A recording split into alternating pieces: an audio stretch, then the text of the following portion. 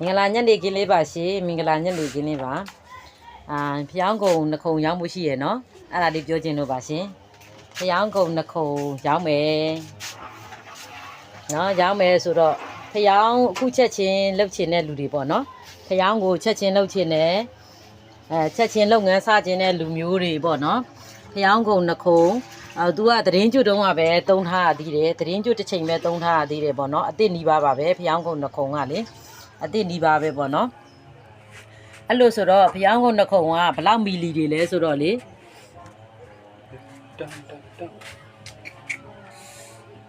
နော်လေပြမလို့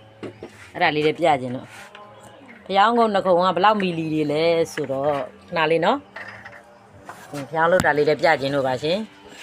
ဖျောင်းကုံနှခုံကတစ်ခုံကကြတော့8.5 မီလီတစ်ခုံ7 မီလီတစ်ခုံနော်နှခုံမှာဖျောင်းကုံနှခုံမှာရောင်းမယ်တကယ်လို့လိုချင်တယ်ဆိုရင်လိုချင်တယ်ဆိုလို့ရှိရင်ဖုန်းလန်းဆက်ပါအရင်ဦးဆုံးလာတဲ့လူကိုရောင်းပါမယ်အရင်တစ်ခေါက်ကလည်းတစ်လိုင်းသွားနှခုံရောင်းပြီးသွားပြီအခုကကြတော့2လိုင်းသွားနှခုံပါနော်ဘယ်တော့မှဖျောင်းနိုင်တဲ့ဤပညာမျှဝေခြင်းကပါကို့အတွက်အကျိုးတစုံတရာရှိတယ်ဆိုရင်ကျန်တဲ့လူတွေကိုလည်းမျှဝေပေးပါအောင်နော် like and share လေးတွေလုပ်ပေးကြပါဦးအဲ့ဒါလေးပြောပြခြင်းလို့ပါရှင်ကျေးဇူးအများကြီးတင်ပါတယ်